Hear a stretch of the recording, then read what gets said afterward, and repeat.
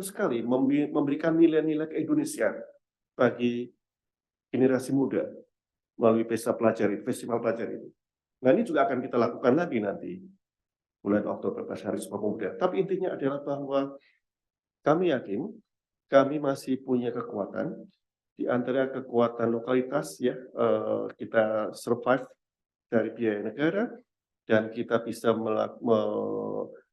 memiliki reposisi di mana kita ini menjadi radio yang punya visi untuk memperkuat kohesi masyarakat,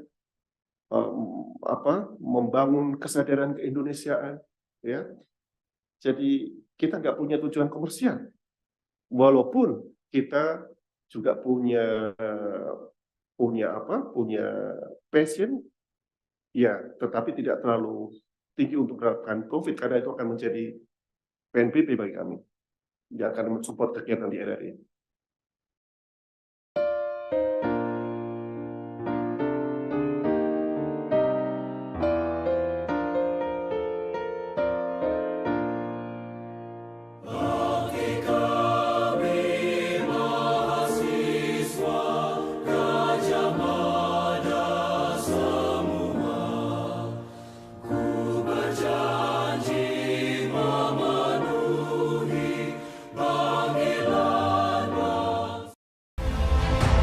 Saya Bambang Satrono di kanal Inspirasi untuk Bangsa. Juga pertama kali lulus IPB sebenarnya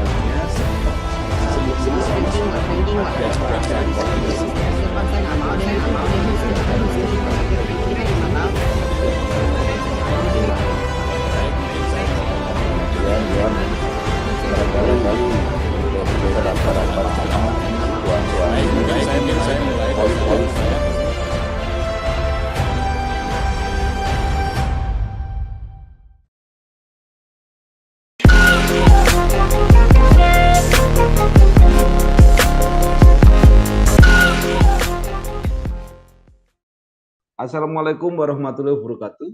Salam Waalaikumsalam warahmatullahi wabarakatuh. kita semua. Bersama saya Bambang Satrono di kanal Inspirasi untuk Bangsa. Mudah-mudahan kanal ini selalu bisa memberi inspirasi, motivasi, dan edukasi. Kami sedang mempersiapkan beberapa video wawancara untuk ikut memberi makna 73 tahun Universitas Gadjah Mada. Menurut rencana wawancara ini akan kami bukukan meneruskan buku pertama yang sudah terbit. Saat ini saya sudah bersama dengan salah seorang alumnus UGM, yaitu Bapak Ignatius Hendrasmo. Beliau saat ini Direktur Utama Lembaga Penyiaran Publik RRI, Radio Republik Indonesia. Apa kabar Pak Hendrasmo? Baik Pak Bambang, semoga Pak Bambang sehat. Iya, sehat-sehat. Pak Hendrasmo ini lahir di Magelang 9 Agustus 1972.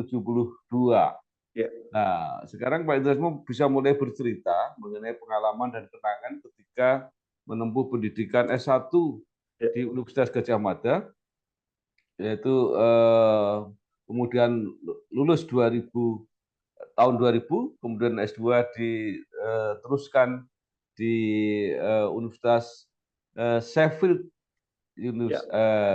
Inggris, lulus 2005. S3 diselesaikan di Universitas Pajajaran tahun 2018. Pernah jadi Direktur Komunikasi PT Lingkaran Survei Indonesia, menjadi Direktur Eksekutif PT Citra Publik Indonesia, menjadi Komisaris Utama PT Indo Survei dan Strategi, kemudian menjadi tenaga ahli Dirjen IKP Kominfo, dan menjadi Pimret Kominfo Newsroom Kementerian Kominfo. Saat ini menjabat sebagai Direktur Utama LPP RRI. Silakan Pak Hendrasmo, ceritanya agak panjang. Ini dinamika Pak Bambang. Kita pernah ketemu ketika saya menjadi konsultan untuk Bapak, ketika itu saya dari LSI, ya, tahun 2008. Dan kemudian kita ketemu dalam posisi saya yang berbeda. Tetapi menurut saya memang ada benang merahnya, Pak. Saya dari Gadjah Mada. Gadjah Mada itu menginspirasi, mendidik saya untuk menjadi orang yang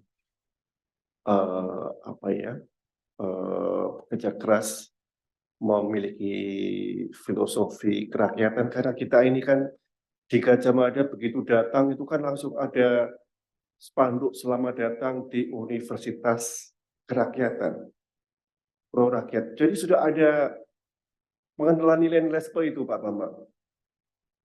Dan itulah kenapa kemudian saya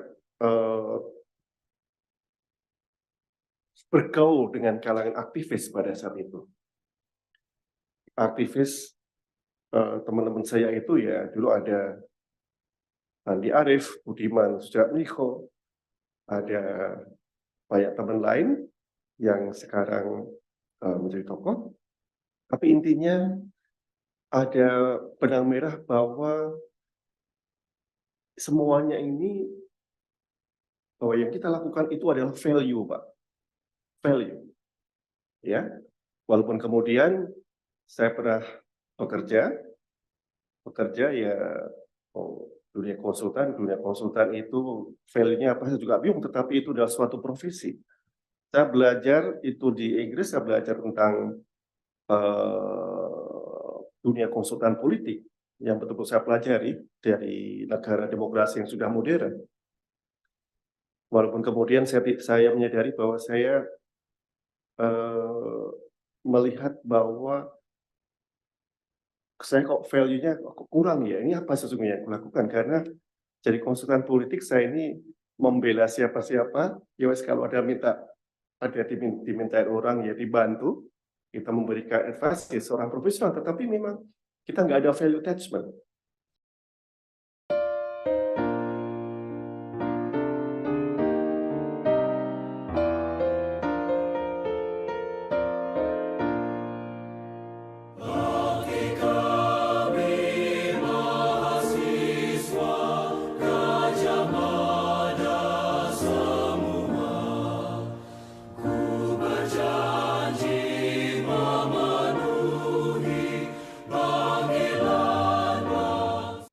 Nah, kemudian saya mulai masuk menjadi tenaga ahli di Dijen IKP 2016 ya.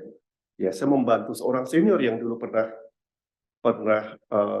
menjadi atasan saya waktu di RRI, Ibu Nike.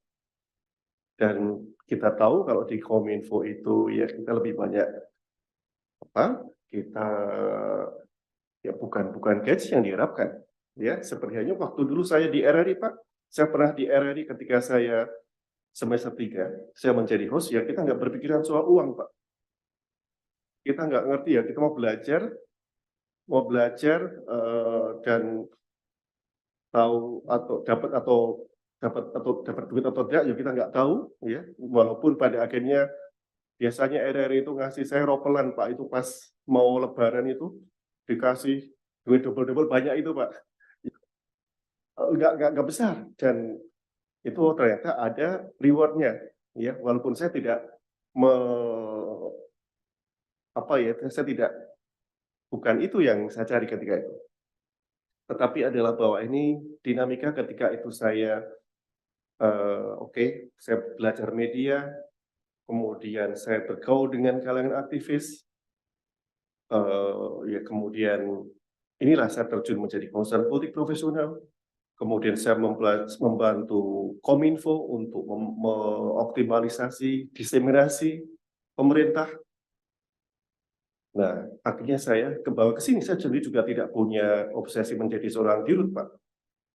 Ya, saya tuh omongan saran-saran teman orang-orang di sekeliling saya, Pak. Jadi kamu jadi dirut aja. Ya udah, saya pikir dulu ya. Nah, sampai gitu, Pak. Nah, tapi ya saya punya teman banyak, ya itulah yang kemudian yang mendorong-dorong sampai seperti ini. Saya kira menarik Pak Indrasmut, benang merahnya ternyata mulai sejak mahasiswa ya Pak. Iya. Sudah bergiat di RRI itu ya. Itu berarti di RRI Jogja pada waktu itu. RRI Jogja. Bagaimana itu ceritanya itu? Ya, saya dulu itu entah ya. Saya dulu suka baca puisi, Pak. Awal-awal. terus ya suka kok merasa ada apa ya, passion untuk menjadi seorang host ya, untuk tampil seperti itu. Maka saya datang ke RRI, ya udah dipersilahkan, suruh bikin naskah sendiri, kemudian mulai kegiatan rutin seminggu sekali, yaitu Salam Boy. Ya, itu tahun 93, Pak. Nah, baru saat tahun 97 saya melamar menjadi koresponden atau kontributor radio BBC London. Masuklah saya di situ. Saya mulai belajar jurnalisme. Walaupun sebelumnya saya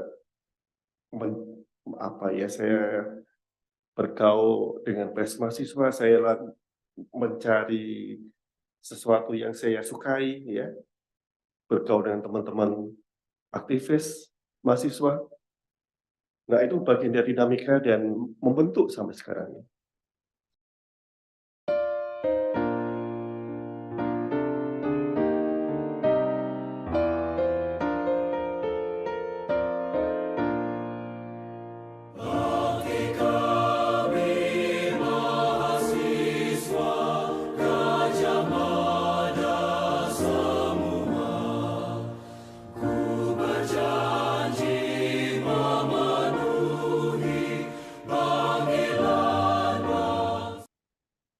Iya, luar biasa.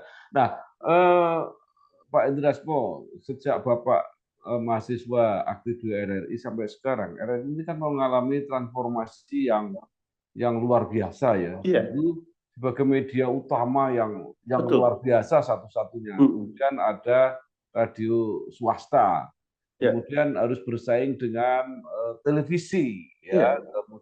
Nah, sekarang harus bersaing dengan media digital, dengan medsos. Ya. Walaupun jaringan RRI mungkin masih jaringan terbesar sebuah media. Nah, mungkin bisa bercerita seperti apa sekarang posisi RRI saat ini? Kita menyadari sekali, Pak, kita sedang menghadapi suatu perubahan besar. Kita menghadapi disrupsi.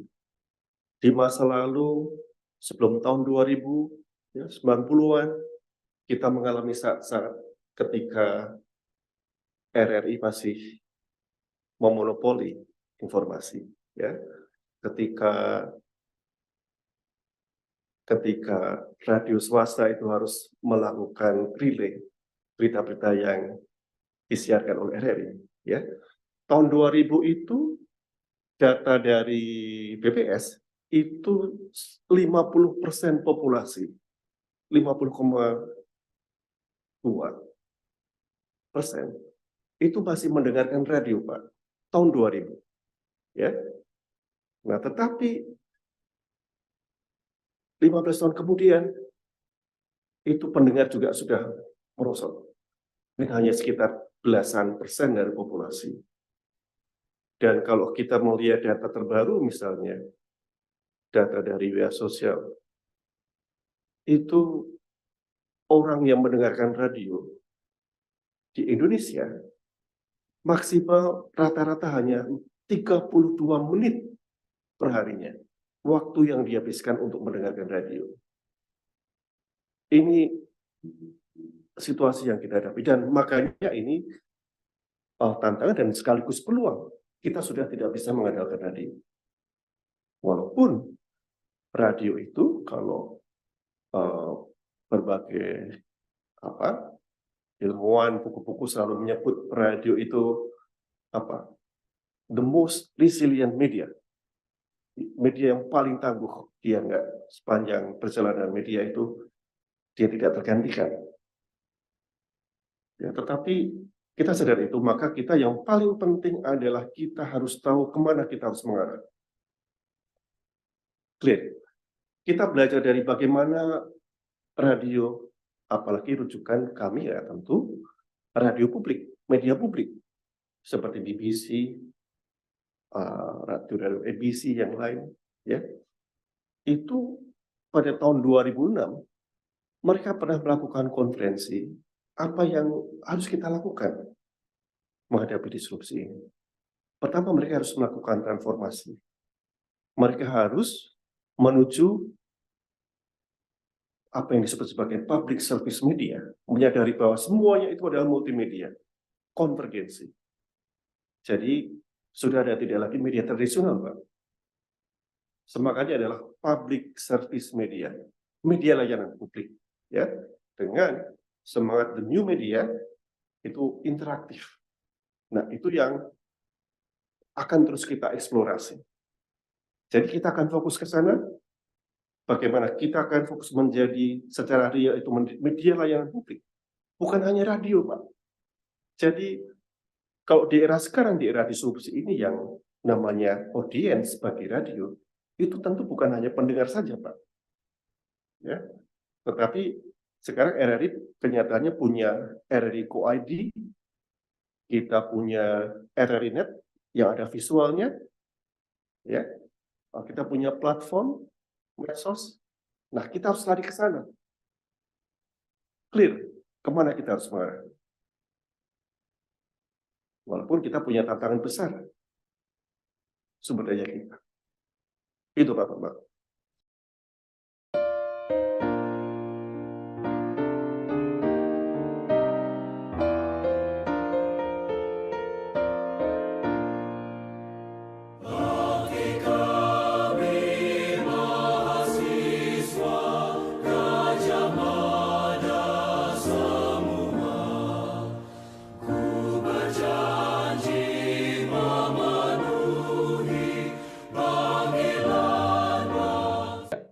Nah, dari segi sumber daya ya, setidaknya dari segi pengalaman, dari segi sistem, itu kan RRI masih punya kelebihan ya dibanding dengan sekarang mereka yang bergerak di bidang media sosial, apalagi yang perorangan itu. Apakah RRI tidak bisa berperan menjadi media rujukan? Jadi artinya kalau orang ragu-ragu terhadap informasi, mereka masih punya RRI. Gitu. Tentu kita masih punya peluang ke sana, Pak. Ya, ini sekarang, Pak, kalau kita amati, RRI itu justru kuat di daerah, Pak. Bapak ke Sorong, Manokwari, Bapak ke Bukit Tinggi, Bapak ke Jambi, ke Mataram, ya RRI, Pak. Ketual, Bapak Ketual, cari sumber informasi di mana? Ya RRI. Gitu, Pak. Nah, di era sekarang saya kira ya, ketika kita ini bukan lembaga komersial, karena yang terjadi, yang dihadapi oleh media saat ini, media komersial terutama di Indonesia, sebagaimana yang disampaikan Pak Presiden, itu adalah 60% dari pendapatan media itu diambil oleh platform digital asing, Pak. Sehingga semua media kita ini sesungguhnya kolaps secara keuangan. Apalagi di daerah, Pak. Ya, maka kita sekarang di daerah lagi instruksikan supaya RRI itu mengambil peran nomor 1 di daerah-daerah. Kita MOU, ya, supaya RRI itu bisa menjadi media yang menjembatani komunikasi masyarakat dan pemerintah daerah, ya. Tapi kita juga minta support membantu aktivasi, promosikan RRI. Itu kerjasama dengan pemerintah daerah. Karena gini, Pak, kita harus bicara, harus bersandarkan pada kelebihan radio. Radio itu adalah lokalitas. Kemana di radio itu orang kita membicarakan isu lokal, mendiskusikannya, mengajak orang-orang untuk bicara isu lokal, ya radio, Pak. TV nggak bisa, Pak. Kita bicara isu spesifik apa yang dihadapi masyarakat Bukit Tinggi. Apa yang dihadapi secara nyata masyarakat di Bovendigul. Bagaimana? Itu perlu media, kan? Ya, RRI, Pak. Radio. Radio swasta kolaps. 3 minggu lalu saya ketemu Ketua KPI di Nusa Tenggara Barat, Pak. Dia cerita Pak, kami ini punya 70 lembaga penyiaran di NTB. Tapi sekarang ini mereka hanya melakukan kewajibannya saja. Apa, Mbak? Menyiarkan lagu-lagu aja. Betul, Pak. Itu realitasnya. Itu yang terjadi, yang dihadapi oleh lembaga radio private. Ya. Juga media private yang lain. Kesulitan. Maka kita ini tidak punya halangan soal keuangan karena dibiayai oleh negara. Yaitu yang sekarang kita lakukan. Kita mau mengoptimalisasi peran kita supaya kita punya akar di daerah.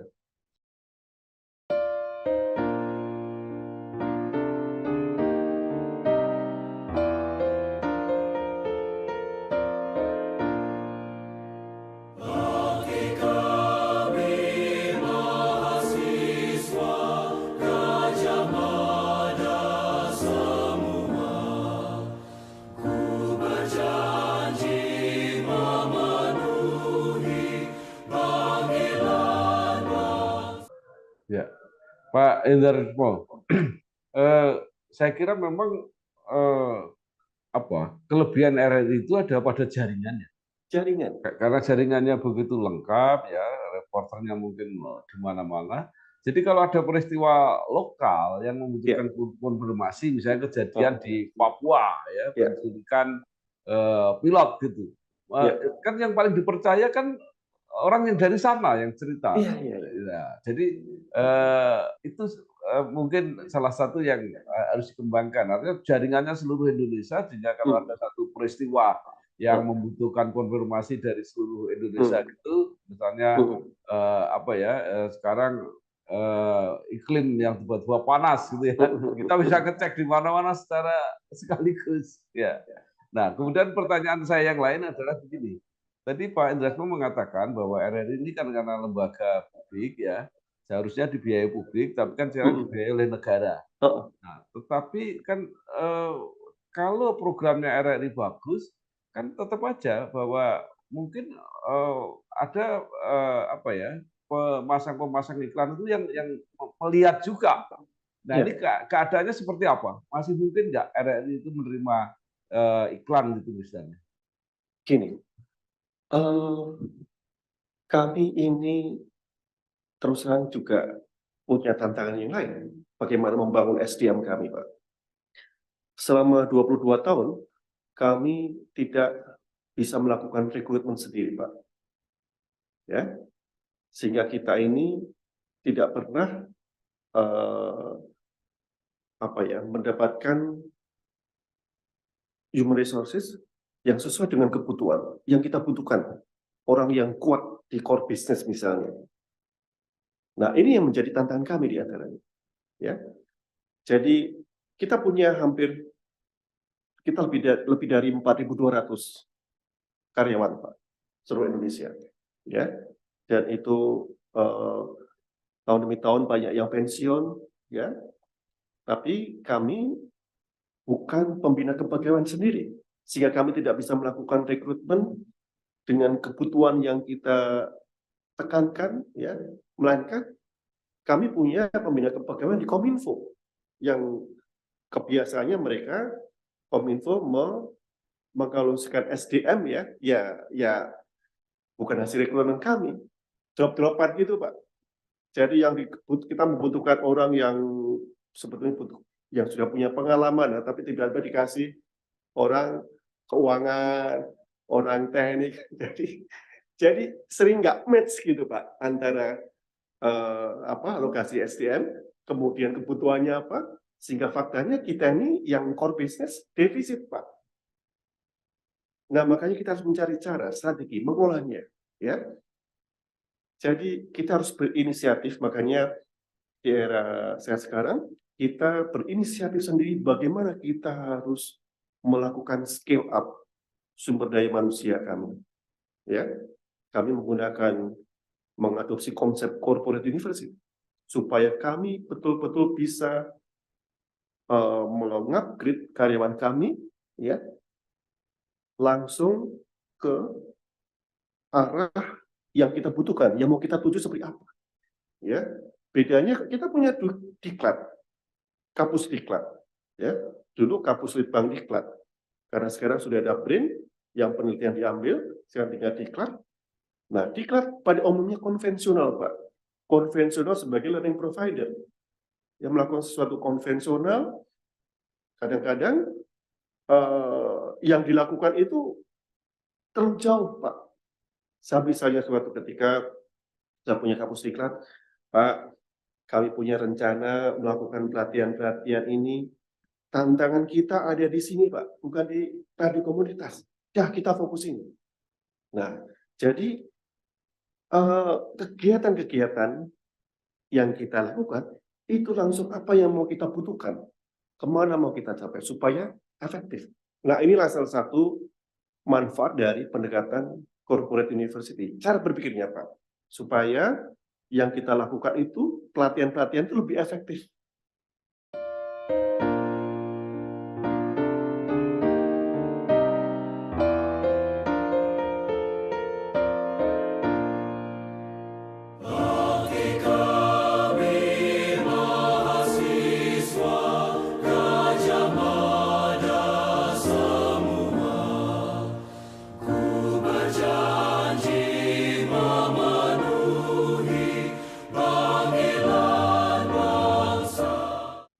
Kan gitu. Nah, kita mau membuat SDM kita ini memiliki skill yang kuat, ya, secara multiplatform. Ini yang diharapkan di era teknologi komunikasi digital yang canggih saat ini, multiplatform. Padahal tradisi kita ini kan tradisi siaran, Pak, siaran only, ya, RRI. Maka kita harus menambah skill-skill yang lain. Kita juga, saya kira, kita juga tidak memiliki tradisi jurnalisme yang kuat, ya, seperti di perusahaan print media yang tradisi jurnalismenya lebih kuat. Nah, makanya kita melakukan mengupgrade skill-skill ini, ya, supaya kita bisa lebih kuat survival kita. Ini contohnya, Pak Bapak. Saya kira peluangnya luar biasa. Dibantu dengan teknologi digital sekarang ini, Ya. orang bisa mendengar dari mana saja, reporter bisa mengirim dari mana saja. Kalau ada siaran yang sepanjang hari live, langsung informasi, ya mungkin itu menarik. Orang akan langsung cari itu. Kalau ada apa-apa kejadian saat itu juga disiarkan sepanjang tidak putus selama 24 jam. Ya, ya. Mungkin nggak, Pak, itu dilakukan? Jadi gini, Pak, memang kita harus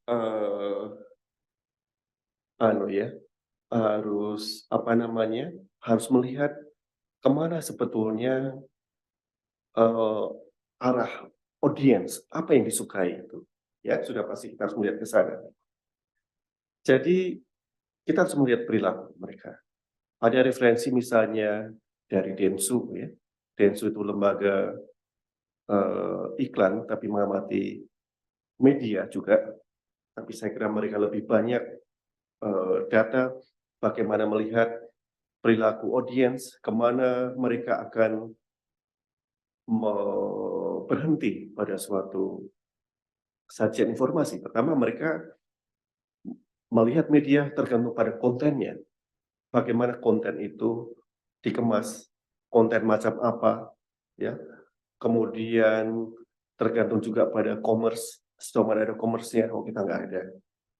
Kemudian community. Nah, ini yang sekarang kita siapkan. Kita membangun komunitas digital, ya. Jadi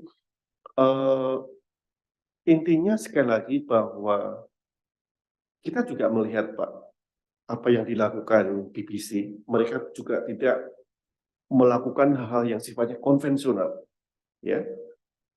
BBC mereka pada akhirnya karena saingan begitu banyak, tantangan hiburan semakin banyak.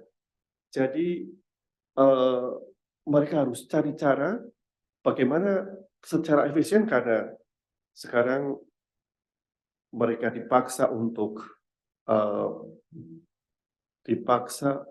karena license fee itu sudah apa ya istilahnya publik itu diberikan tawaran lebih banyak, bukan hanya dari TV saja, tapi juga ada video on demand, ada berbagai film on demand, ya sehingga publik punya tuntutan yang lebih tinggi.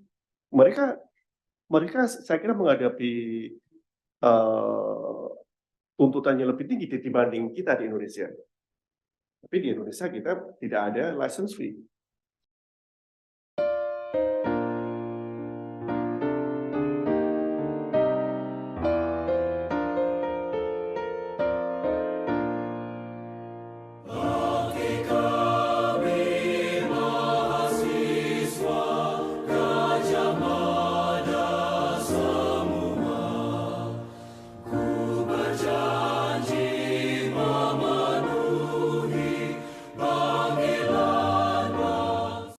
Tapi intinya kita harus melihat bagaimana kemudian tidak lagi melakukan hal-hal yang konvensional seperti dulu, Pak. Ya.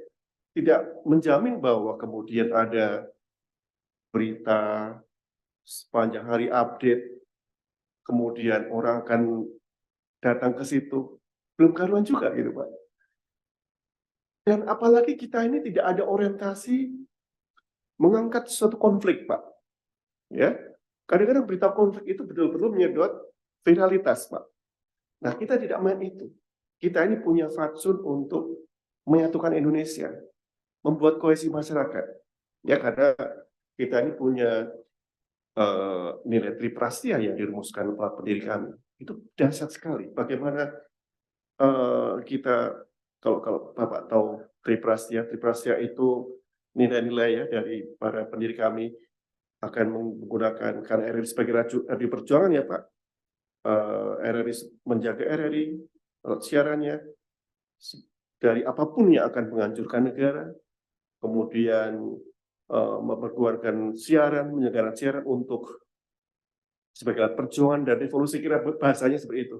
Tapi kira-kira untuk mencapai cita-cita negara, makanya dalam kebijakan penyiaran itu ya RRI ya salah satunya ini tujuannya adalah bagaimana mendorong pembangunan nasional, pembangunan daerah, kemudian bagaimana kita berdiri di atas golongan. RRI ini semua kita, semua untuk semua Pak. Dari pendengar anak-anak TK sampai yang sudah senior citizen, itu ada semua Pak. Kita tampung semuanya. Nah makanya barangkali ya Pak, karena hukumnya kan semakin radio itu spesifik, semakin dia bisa dapatkan ceruk untungan di situ. Nah, kita nggak menggunakan logika itu. Iya, Pak Endrasmo, kesimpulannya, bagaimana Pak Endrasmo melihat masa depan RRI ini? Apa yang bisa dilakukan? Saya optimistik, saya positif. Karena gini Pak, kita berpijak pada kekuatan kami. RRI ini radio yang punya fungsi sosial, itu kita ini hanya RRI yang senantiasa untuk mendiseminasikan, memberikan inspirasi bagaimana masyarakat itu memiliki rasa keindonesiaan, membangun kesadaran rasa cinta tanah air dan bangsa. Itu RRI, Pak. Kita sering menyiarkan lagu-lagu nasional, lagu Indonesia Raya. Ya, ini yang dilakukan RRI. Kita pada bulan Oktober tahun lalu, kita mengumpulkan pelajar di seluruh Indonesia, Pak. Jadi di RRI seluruh Indonesia kita punya 70 station, ya. Para pelajar, ribuan pelajar datang ke stasiun RRI masing-masing. Dan di pusatnya itu kita gelar, kita kumpulkan 24.000 di Stadion Manahan, full itu Pak. Kita masih bisa melakukan kayak gitu. Supaya apa? Supaya mereka melakukan ikrar sebuah pemuda saya bersama, ini sesuatu sekali di era saat ini. Kemudian ada diseminasi tentang Pancasila, tentang dari BNN, BNPT, Kemenpora. Jadi sesuatu sekali memberikan nilai-nilai keindonesiaan bagi generasi muda melalui festival pelajar itu. Nah, ini juga akan kita lakukan lagi nanti bulan Oktober pas Hari Sumpah Pemuda. Tapi intinya adalah bahwa kami yakin kami masih punya kekuatan di antara kekuatan lokalitas ya, kita survive dari biaya negara dan kita bisa memiliki reposisi di mana kita ini menjadi radio yang punya visi untuk memperkuat kohesi masyarakat, membangun kesadaran keindonesiaan, ya. Jadi kita nggak punya tujuan komersial, walaupun kita juga punya passion, ya, tetapi tidak terlalu tinggi untuk mendapatkan profit karena itu akan menjadi PNBP bagi kami yang akan mensupport kegiatan di RRI.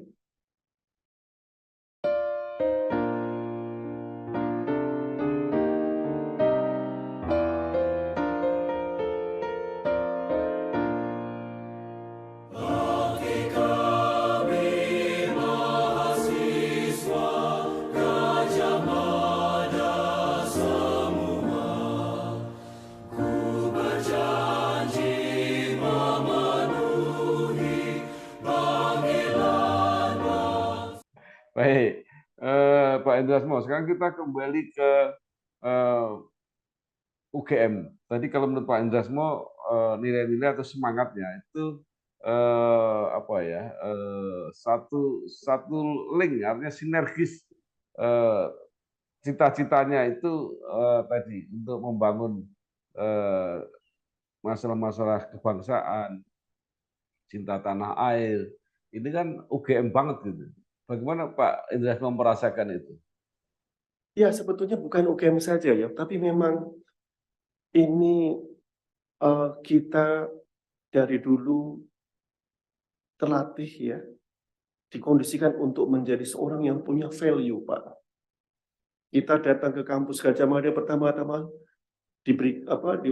disambut dengan spanduk selamat datang di kampus kerakyatan. Maksudnya apa? Jadi kampus kerakyatan itu apa? Oh iya, kami harus berpikir masyarakat, berpihak pada rakyat. Jadi itu yang dari awal masuk di perguruan tinggi. Kita diberikan dengan nilai-nilai itu. Kemudian kita diajarkan tentang bagaimana tentang gerakan mahasiswa. Ya itu. Jadi itu yang telah kita lewati, Pak. Ya. Pak Endrasmo itu program studinya apa pada waktu itu sehingga tertarik di RRI? Saya ini sebetulnya mix ya, Pak. Saya belajar administrasi negara, tapi kemudian saya sekolah media, ya. Kemudian saya pernah, kemudian saya sudah belajar komunikasi politik, S3 ilmu politik. Jadi mix memang, Pak. Memang itu bagian dari dinamika itu, proses pencarian saya, mana yang sebetulnya paling saya sukai. Tetapi walaupun saya merasa bahwa dapat ilmu itu di luar, Pak. Di pergaulan, Pak. Pergaulan dengan teman-teman aktivis. Di Ormas. Nah, itu yang banyak mempengaruhi saya. Dan Bapak lihat sebetulnya kalau di Jogja itu ya, Jogja itu, waduh, ini persemaian, Pak. Orang kita banyak diskusi, Pak. Diskusi bebas, ya. Tapi memang Jogja ini dulu kalau kita melihat pada saat ini ya, transisi Orde Baru, ya, kejahatan Orde Baru, Jogja ini menjadi salah satu pusat pemikiran, Pak, perlawanan, ya. Jadi banyak aktivis datang dari Jogja, ya. Nah, ini yang membuat kita semakin kaya, apalagi kita punya value. Nah, Ya itu, sekarang ya pertanyaannya Pak Endrasmo, bagaimana situasi sekarang? Apakah situasi yang sama masih mungkin diharapkan seperti masa-masa Pak Endrasmo kuliah, atau memang sekarang harus ada transformasi, ada penyikapan yang berbeda baik bagi institusi kampus maupun bagi mahasiswa yang masih belajar? Saya kira kita dihadapkan dengan situasi yang berbeda, Pak. Pada saat zaman kuliah, saya dihadapkan dengan situasi yang memang telah terjadi sistem yang otoritarian zaman Pak Harto, ya, kebebasan berpikir, kebebasan berpendapat, itu jelas. Beda dengan sekarang, di era pasca reformasi ini, kita ini sudah terlalu bebas, Pak. Ya, jadi tantangan kita berbeda. Sekarang kita bicara bagaimana mengelola kebebasan di era sekarang ini. Era bagaimana pertanggungjawabannya. Jadi saya kira mesti akan ada apa ya? Karena kebutuhannya berbeda, tantangan berbeda. Saya kira model seperti gerakan mahasiswa seperti yang kami alami dulu sudah berbeda dengan saat ini, Pak. Iya, baik. Terima kasih sekali Pak Ignatius Indrasmo, Direktur Utama Lembaga Penyiaran Publik Radio Republik Indonesia RRI. Banyak sekali yang sudah disampaikan, mudah-mudahan ini menambah wawasan, pemahaman kita semua terhadap RRI, dan juga memberi inspirasi, motivasi kepada generasi yang lebih muda, terutama yang alumni baru atau yang justru masih belajar, mungkin mendapat pengalaman dan pelajaran berharga dari para seniornya. Sekali lagi terima kasih Pak Indrasmo. Terima kasih Pak Bambang. Cuma rebahan tapi bisa bikin perubahan. Waktunya mulai bisa apa aja dari satu aplikasi. Mulai adaptasi cara bayar baru. Bisa kan pakai Kris, jadi mudah. Mulai eksplorasi cara tarik tunai baru. Ya bisa lah. Dengan mobile tunai, gak perlu ribet. Mulai melihat potensi bisnis baru. Bisa dong, transfer luar negeri cukup dari sini. Yuk buka tabungan BNI, cukup selfie. Dan aktifkan BNI Mobile Banking. Mulai bisa apa aja sekarang. Nama saya Bambang Satono di kanal Inspirasi untuk Bangsa. Ini juga pertama kali Indonesia TV sebenarnya sebelum